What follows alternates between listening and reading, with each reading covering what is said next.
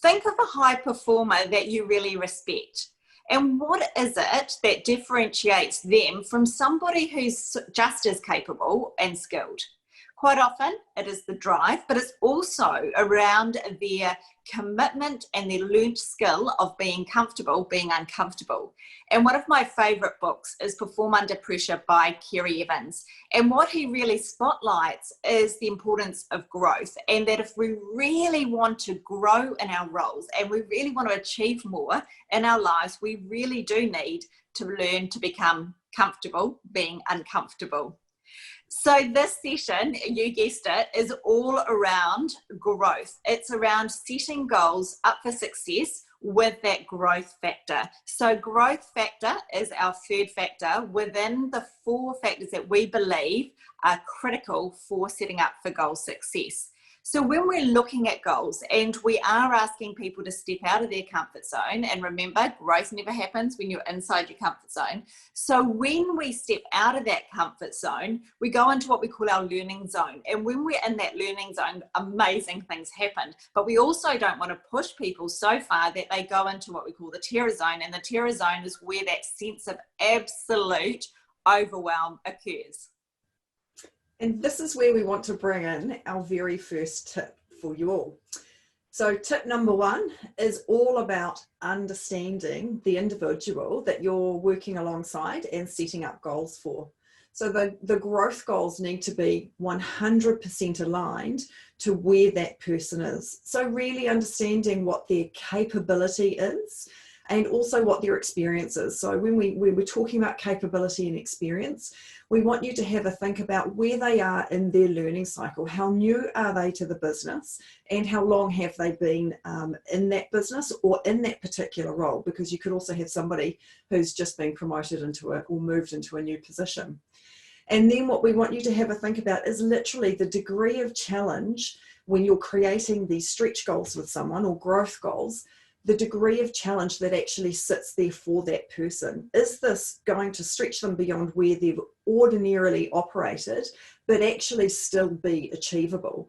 And when you look at those stretch goals, a really great concept to look at is to chunk down that goal based on capability and to look at what the midpoint looks like of that goal for the person. So if you're partnering with someone, you can have that conversation and say, so this is the start and the finish. And actually, if we're at the midpoint, how does that feel for you? Is this something you feel like you can achieve? Is it too easy?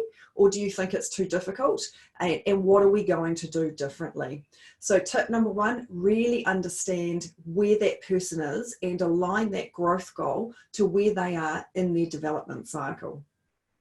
It is so true, Sarah, isn't it? That we actually have to spotlight the person through this entire goal setting process. And when we're looking at growth, 100% it needs to come back to them. And I was loving the way that you're talking about, how does this feel to them? Because our second tip that Sarah and I want to share with you is really put a spotlight on what's their recent performance like.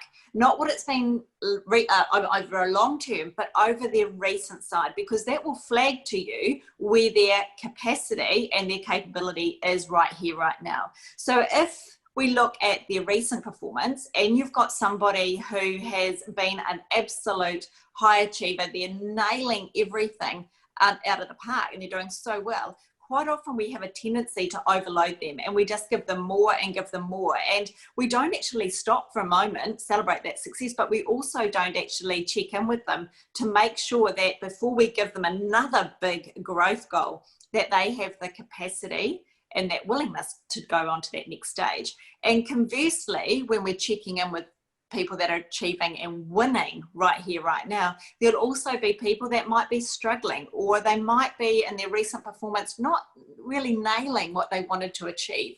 So making sure that you have that conversation with them around what is manageable. And what Sarah was just talking about in regard to making sure that that chunk, that stretch, is actually pivotal to each person. So make sure that you do, as our second tip is to go through and check what is their recent performance like, and never assume just because they're achieving, they've got capacity and willingness to go. And also, don't forget, just because they're not achieving, make sure you set manageable ones.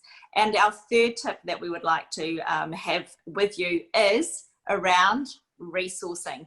Now, so often when you look at any goal setting modules, frameworks, you'll find that resourcing is forgotten.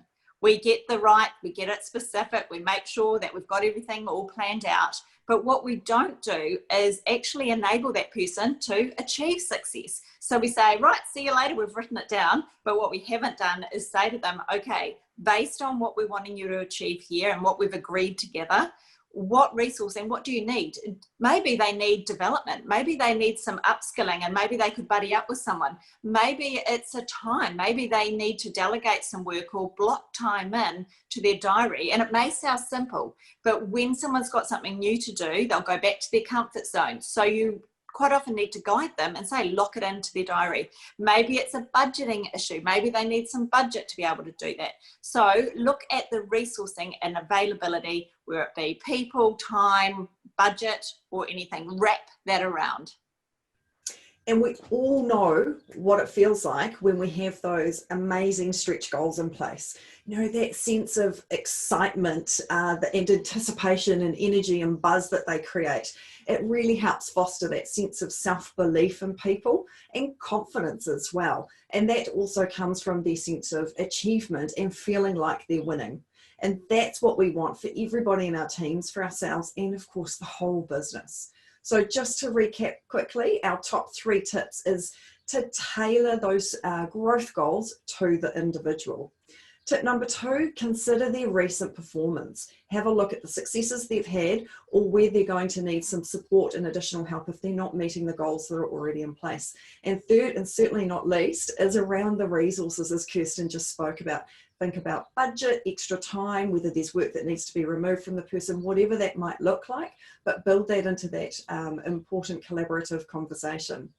We hope you've enjoyed learning about setting growth goals, and we look forward to bringing you part 4 next week on setting amazing goals right throughout your teams and your business.